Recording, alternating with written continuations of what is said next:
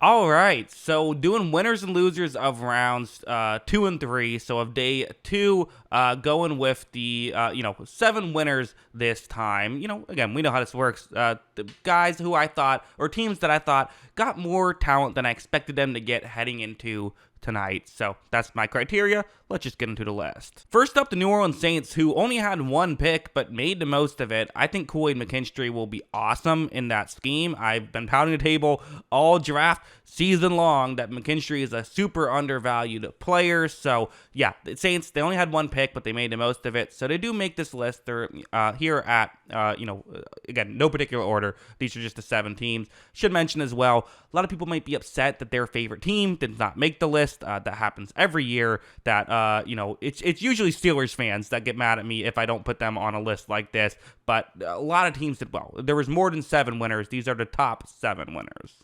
Next up, I'm going to Steelers. Hey, I know getting bullied this year, and I didn't just put them on the list because I didn't want to get bullied. I actually really like what they did. Even if not every prospect was my personal favorite prospect, I thought they got a lot of really good players at key positions. Like Zach Frazier should helped out their offensive line. He's the second offensive lineman they grabbed. Getting Roman Wilson, I thought was a really smart pick as well. So like just as a whole, even Peyton Wilson, who again wasn't my favorite prospect, I still just think was really good value at this point. Like I kind of said, like I don't know, people were talking about him as late first round. I'm like, that's crazy. No way. He's like I think he maybe in a third round. But I got him at the end of the third round, so that's really good. And I think one thing I said too is like, well, if he went to like a team like the Pittsburgh Steelers, that would be a good fit for him. I just don't like him in some other schemes. So it's a good scheme fit. He should be a good player for them, even if I wasn't as high on him as other people were. I still think it could be really good. And again, guys like Roman Wilson and Zach Frazier should really help. So 3 players who could be like starters for them. Yeah, I'd say that's a winner for me. Next up is the Las Vegas Raiders. They make this list, even though they had a pick I didn't love at all. The DeMar Glaze pick I was a little confused by. Pretty big reach on the consensus big board. Was projected to go 152nd, went 77 to the Raiders. So hey, consensus big board is not the Bible. It is not the end all be all, but still, you usually like to be on the right side of that. Usually when a guy is projected to go into 150s and they get drafted in the 70s, they play like a guy who was projected to go into 150s. But the Raiders still make my list as winners because of how much I love the Jackson Powers Johnson move. He was number 17 on my own personal big board. So getting him at 44, they're going to try and have him play guard, which is interesting, but I certainly think it could work out. Also, it was funny where Rappaport tweeted out that they let Andre James know, hey, we're drafting a center, but you're still our guy. Don't worry about it. So, Kirk Cousins doesn't get a heads up, but Andre James does. Hey, good organizations, look out for their employees. And so good job by the Raiders there as well. So a little added benefit being a winner there as well. Next up, the Detroit Lions, who another team that only had one pick in this draft, as they traded a third-round pick for Carlton Davis, and then they go out and add Ennis Rakestraw Jr., a guy who I actually had a first-round grade on. They get him at 61, and what I also love about this pick too is they need more secondary help. I know a lot of people might look at it and say, well, I mean, on paper, the secondary actually looks okay now. They added a guy early on. They added Terrion Arnold, so like they're okay.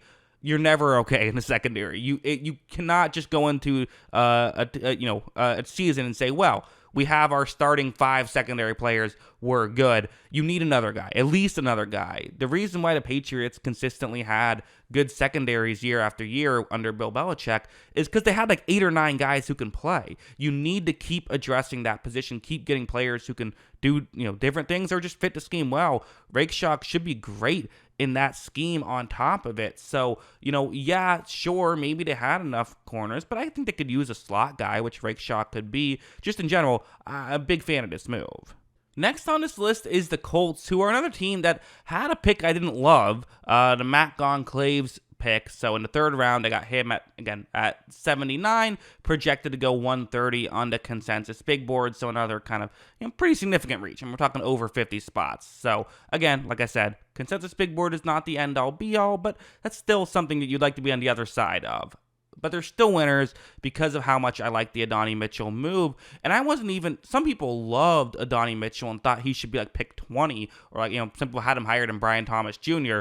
I didn't go that far, but I still thought he could be like a good like fringe first round talent guy. Getting him at 52, we know the Colts don't love the trade if they can avoid it, and don't love to sign free agents if they can avoid it, so they kind of have to rely on the draft. But getting a guy in Mitchell who could complete that receiving core potentially, I really thought was good. And yet it's a position of need, but it's also just kind of a steal on top of it. So if you can do both of those things, you're probably going to make this list. They do to make this list. They are one of the 7 winners. Next up is the Philadelphia Eagles, which I kind of didn't realize until now how many teams on this list actually have negatives attached to them. The Eagles, the Jackson Hunt one was a bit of a reach as well.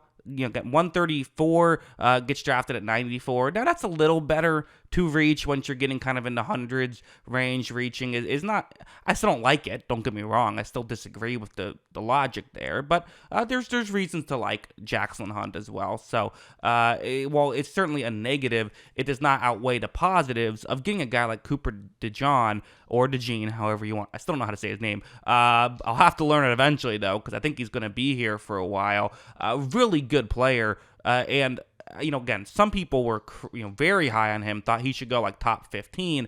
I didn't quite go that far, but I think he's a really good player, and I think he is someone that could be, do a lot of different things for the Eagles. I think people were wondering, well, are they giving up on Slay and Bradbury at this point, drafting 2 new corners? I don't know. The Eagles do like to, when they have older players, draft their replacement and then kind of let them walk in free agency. And so it could be that. But also, I think DeJean could be someone that maybe is just, he does more than just play corner. Like, he can be safety, he can do a lot of different things. So I'm interested in seeing how exactly he works in that scheme.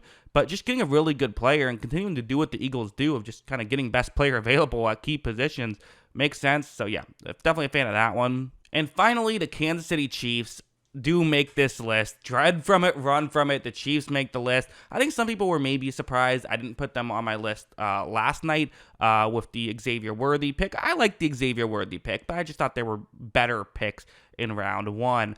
But this was a really good selection. So they only had one pick. They had their late second round pick. That's all they had. They'll pick again at 131.